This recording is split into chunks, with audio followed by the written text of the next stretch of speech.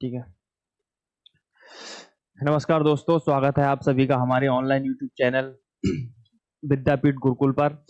दोस्तों, हमारे इस चैनल के माध्यम से हम जो जीएस की सीरीज चला रहे हैं उसकी आज हमारी सेकंड क्लास है।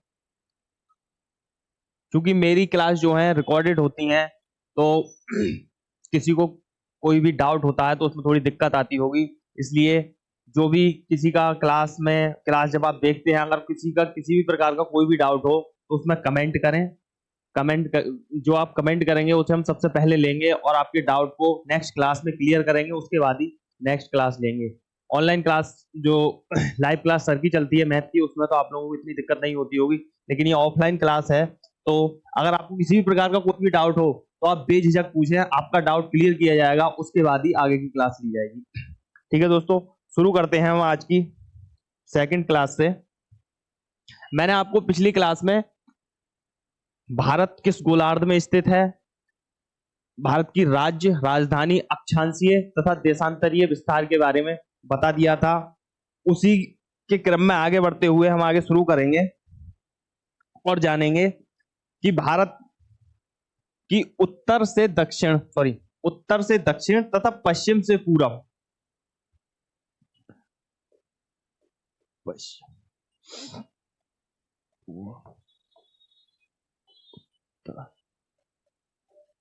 दक्षिण जो लंबाई और चौड़ाई है वो कितनी है। दोस्तों, भारत की उत्तर से दक्षिण जो लंबाई है वो है 3214 और पूर्व से पश्चिम 2933। फैक्चुअल डाटा है, याद ही करना पड़ेगा और इसका और कुछ भी नहीं कर सकते। ठीक है दोस्तों, साथ ही साथ और जानते हैं हम भारत विश्व का सेवेंथ सबसे बड़ा देश है। भारत का कुल क्षेत्रफल जो है वो है 2.4%। नेक्स्ट,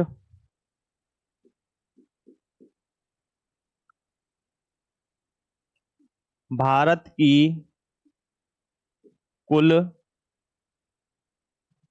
जनसंख्या प्रतिशत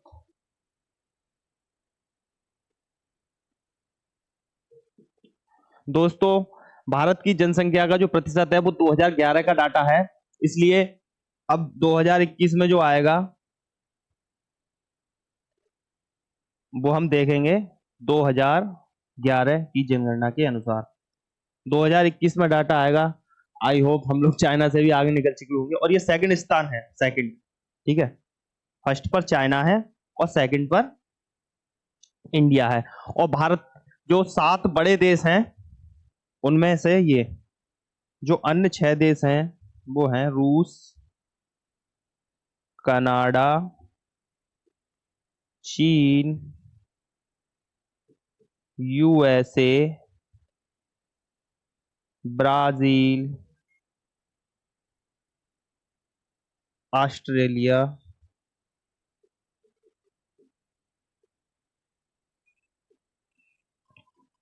और 7वें नंबर पर हमारा प्यारा भारत।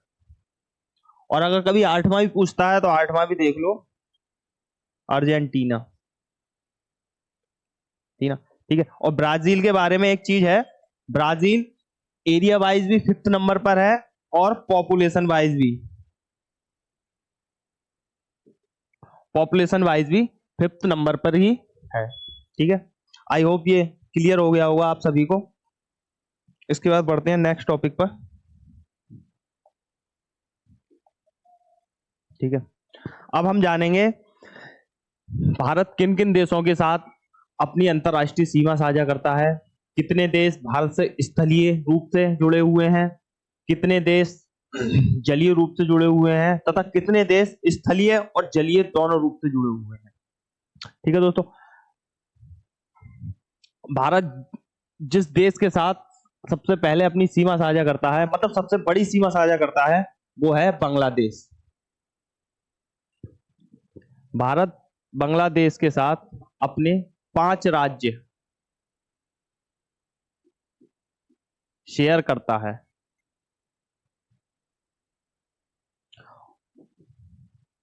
और भारत और बांग्लादेश के बीच जो रेखा है उसे हम रेड क्लिफ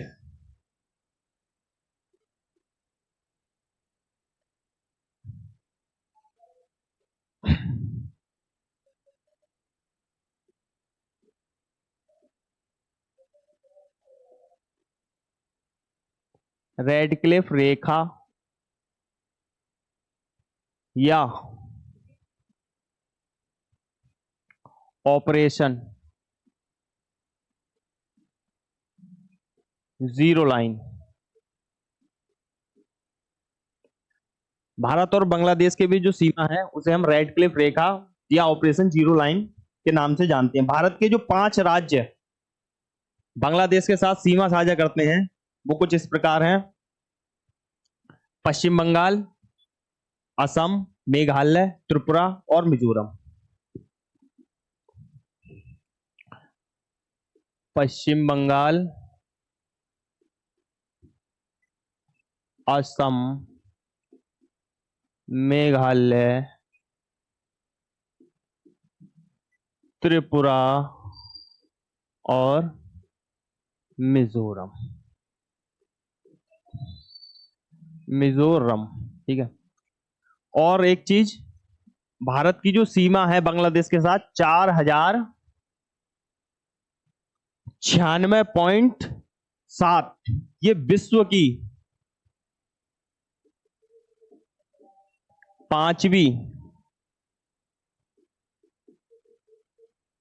सबसे बड़ी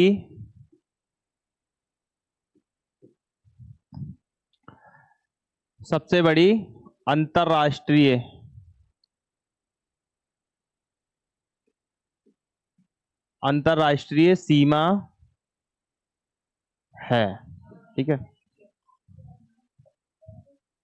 इसके बाद चलते हैं नेक्स्ट। अगला जो हमारा देश है वो है चाइना। भारत और चाइना के बीच 3488 किलोमीटर की रेखा है और इसे हम मैकमोहन रेखा के नाम से जानते हैं। यह देश भी 5 राज्यों, भारत और चाइना भी 5 राज्यों के साथ सीमा साझा करता है। ठीक है, चेक करते हैं मैंने मैप में। लद्दाख, हिमाचल प्रदेश, उत्तराखंड, सिक्किम और अरुणाचल प्रदेश।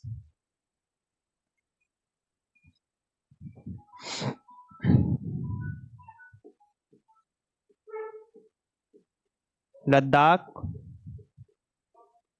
हिमाचल प्रदेश, उत्तराखंड, सिक्किम, अरुणाचल प्रदेश।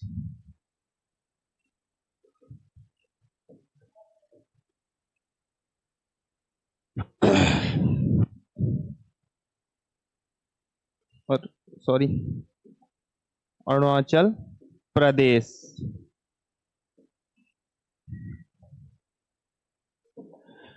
ठीक है दोस्तों, इसके बाद जो हमारा नेक्स्ट देश है वो है पाकिस्तान। पाकिस्तान भी 5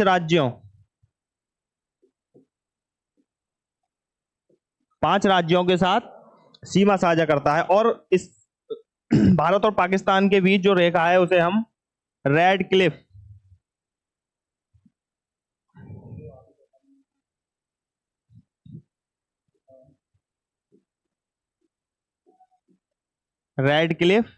रेखा के नाम से जानते हैं। एक बार हम मैप में देखेंगे कौन कौन से हैं वो 5 राज्य। लद्दाख, जम्मू एंड कश्मीर, पंजाब, राजस्थान और गुजरात। लद्दाख, जम्मू एंड कश्मीर, पंजाब, राजस्थान और पांचवा है हमारा गुजरात। गुजरात। अब कुछ लोगों के बीच में ये मन में ये डाउट आएगा कि भारत और बांग्लादेश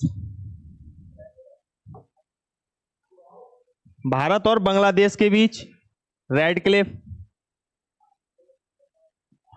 और पाकिस्तान और भारत के बीच भी रेड क्लिफ। ठीक है, ये इसलिए है क्योंकि जिस समय भारत का बंटवारा हुआ था, थोड़ा हिस्ट्री से है ये, पाकिस्तान और बांग्लादेश ये दो अलग हुए थे, जिसमें कि ये था पूर्वी पाकिस्तान, ये था पश्चिमी पाकिस्तान। तो दोनों के बीच जो रेखा थी वो एक ही थी और इसीलिए इसे हम रेड क्लिफ रेखा, बाद में इस रेखा को हमने ऑपरेशन जीरो लाइन कहा। ठीक है, और यहीं पर एक रेखा और है, इधर बताऊं, इधर ही बता देता हूं, यहां पर। ठीक है, भारत और पाकिस्तान के बीच जिसे हम सरक्रीक,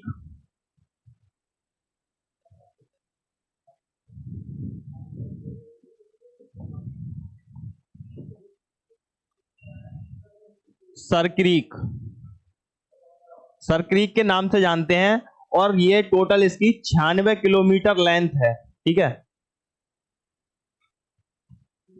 इंपोर्टेंट है, एक बार देख लीजिए। ठीक है, नेक्स्ट आते हैं हम। अगला हमारा जो है नेपाल है।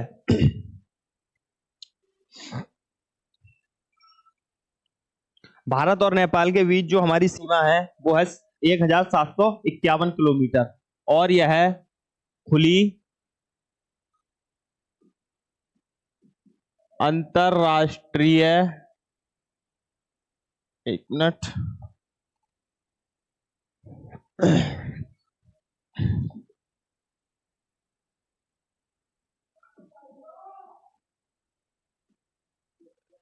अंतरराष्ट्रीय सीमा है। भारत और नेपाल के बीच भी 5 राज्य 5 राज्य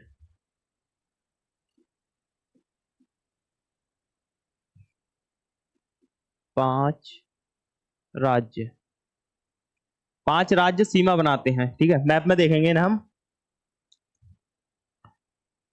उत्तराखंड, हमारा उत्तर प्रदेश, बिहार, पश्चिम बंगाल और सिक्किम।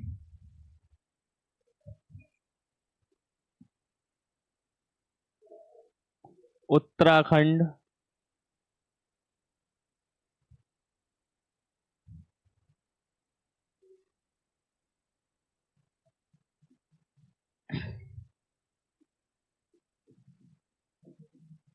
उत्तराखंड, उत्तर प्रदेश, बिहार, पश्चिम बंगाल तथा सिक्किम।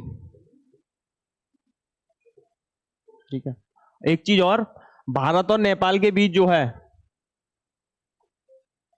काली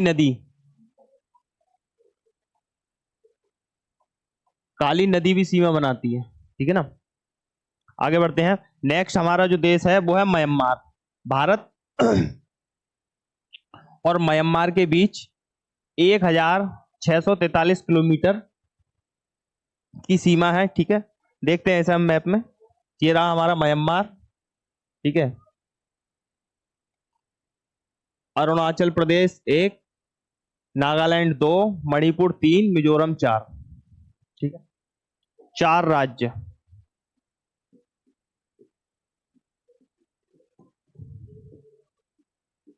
अरुणाचल प्रदेश, नेक्स्ट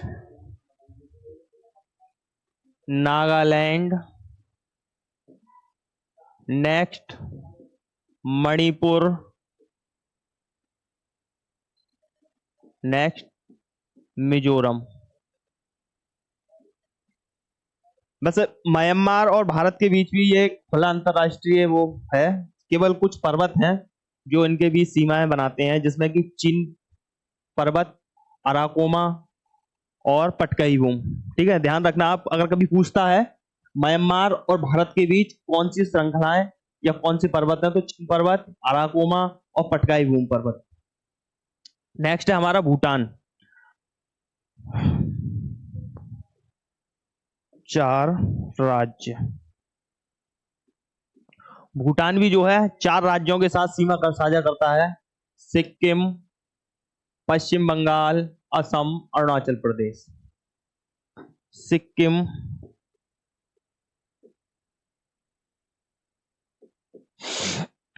असम, अरुणाचल प्रदेश तथा चौथा है हमारा पश्चिम बंगाल। पश्चिम बंगाल। इसके बाद हमारा नेक्स्ट और लास्ट जो है वो है अफगानिस्तान। भारत और अफगानिस्तान के बीच जो सीमा है वो है डूरंड, डूरंड रेखा।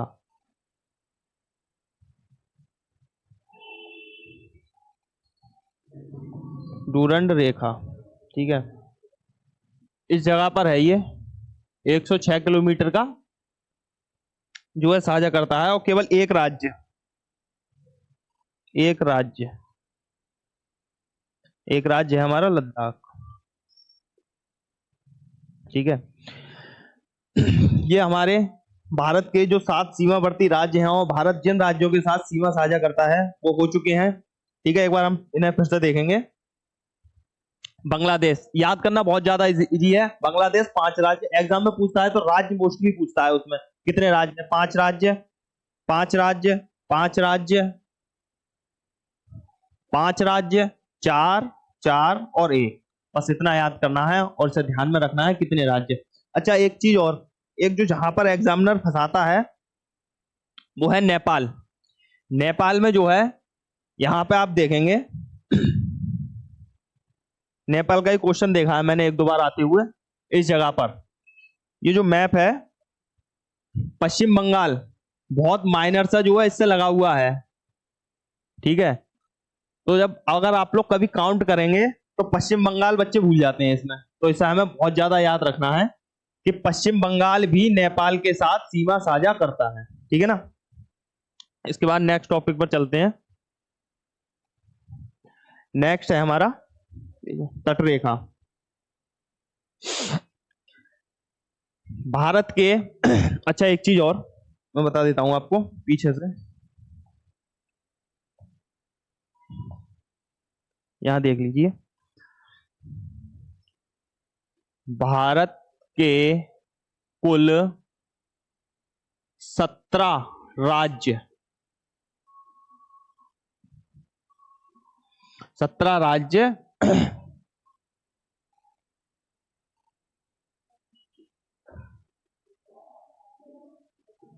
अंतरराष्ट्रीय सीमा से लगे हुए हैं। ठीक है, इसके बाद आगे बढ़ेंगे। नेक्स्ट जो हमारा टॉपिक है वो है तटरेखा। भारत के कुल कितने राज्य जो कि तटीय रेखा पर स्थित हैं। ठीक है, मैप के माध्यम से देखेंगे। मैंने आपको पहली ही क्लास में बताया था, अगर आपको मैप पता है और मैप में आपको जानकारी है कौन सा राज्य किस जगह पर है, तो ज्योग्राफी का आप क्वेश्चन बड़ी ही आसानी से कहीं से भी बनाकर ले जाएंगे। अगर आपको मैप की जानकारी नहीं है तो थोड़ी सी दिक्कत होगी, इसलिए मैप की हमें जानकारी होना बहुत ज्यादा जरूरी है। कौन कौन सा राज्य किस राज्य के नीचे है। अब जैसे ये तटीय राज्य है तो इसमें हमें पता होना चाहिए तो कौन सा राज्य कहां पर है। ठीक है ना। इसमें शुरू करेंगे। भारत के कुल 9 राज्य, 9 राज्य तटरेखा पर स्थित हैं। दूसरा है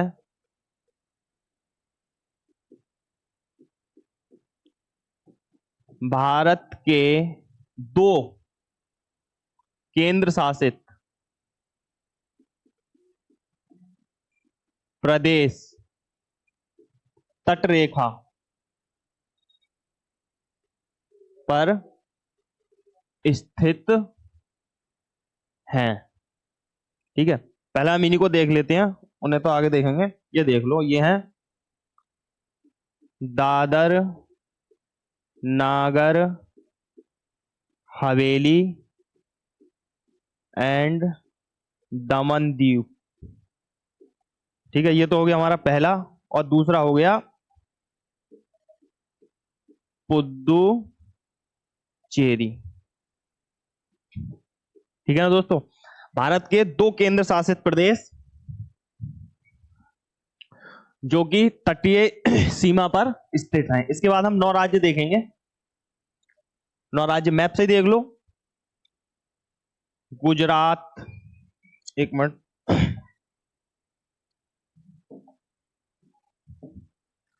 गुजरात, मुंबई, गोवा, कर्नाटक, केरल, तमिलनाडु, आंध्र प्रदेश, ओडिशा, कोलकाता। ठीक है, इन्हें हम एक एक करके लिखते हैं।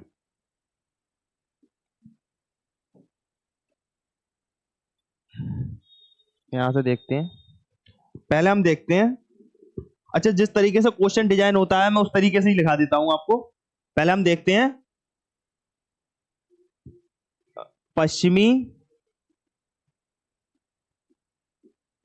तटरेखा राज्य। एक, ऊपर से देखो गुजरात, दूसरा महाराष्ट्र, तीसरा गोवा, चौथा कर्नाटक, और 5वां केरल। ठीक है, फिर देखेंगे पूर्वी तटरेखा राज्य। पूर्वी तटरेखा राज्य, इधर से चलते हैं नीचे से। छठा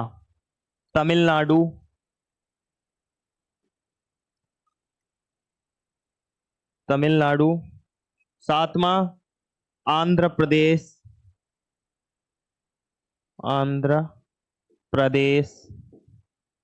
आठवां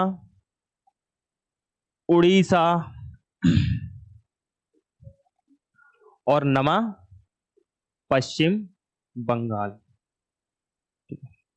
दोस्तों आपको ये चीज तो पता होनी चाहिए कि कितने राज्य हैं, टोटल 9।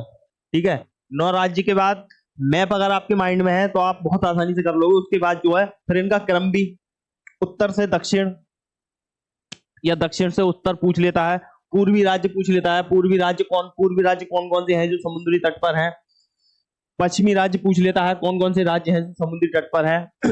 इसी में आगे देखते हैं, यहीं पे देख लेते हैं। गुजरात जो है सबसे बड़ा, सबसे अधिक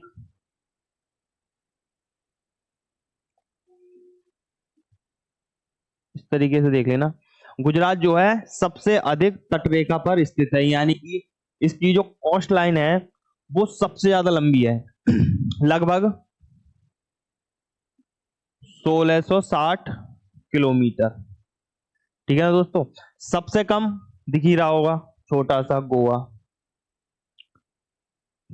ठीक है, उसके बाद अगर दूसरा राज्य है तो दूसरा है हमारा आंध्र प्रदेश, जो कि पूर्वी राज्य पर है। ठीक है, सेकंड, फर्स्ट। ठीक है, ये है हमारा सेकंड,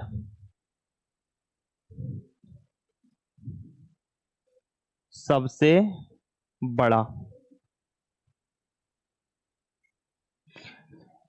ठीक है दोस्तों, और अच्छा, हमने लक्षद्वीप और अंडमान निकोबार के लिए इसलिए नहीं लिखा क्योंकि यहाँ पर तटरेखा लिखा हुआ है, ये तो द्वीप है, ठीक है, पूरी तरह पानी में है, तो इसलिए इन्हें हम काउंट नहीं करेंगे, ठीक है। इसके बाद आते हैं नेक्स्ट फैक्ट्स। अच्छा, फैक्ट्स बताता हूं मैं कुछ आपको।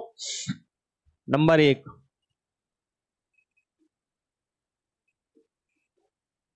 पहले देखते हैं अरुणाचल प्रदेश के बारे में। अरुणाचल प्रदेश,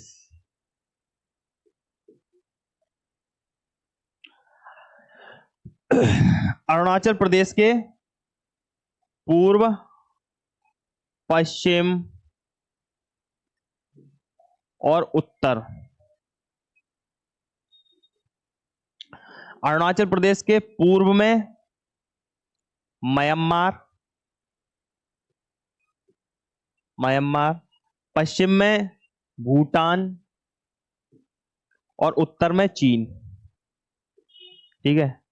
अगर आता है तो कभी इसे ध्यान रखेंगे। दूसरा, सिक्किम, सिक्किम बहुत मामूली सा राज्य है, इसका भी सेम यही है, पूर्व, पश्चिम और उत्तर। इसके पूर्व में कौन सा है?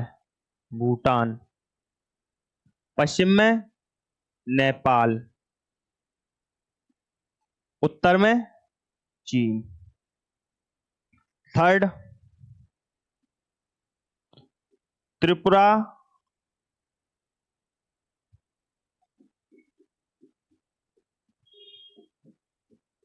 एकमात्र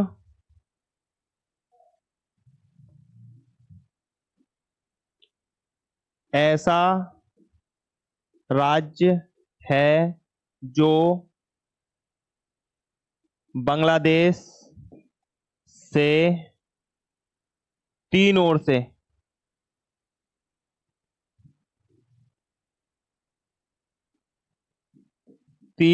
से घिरा हुआ है।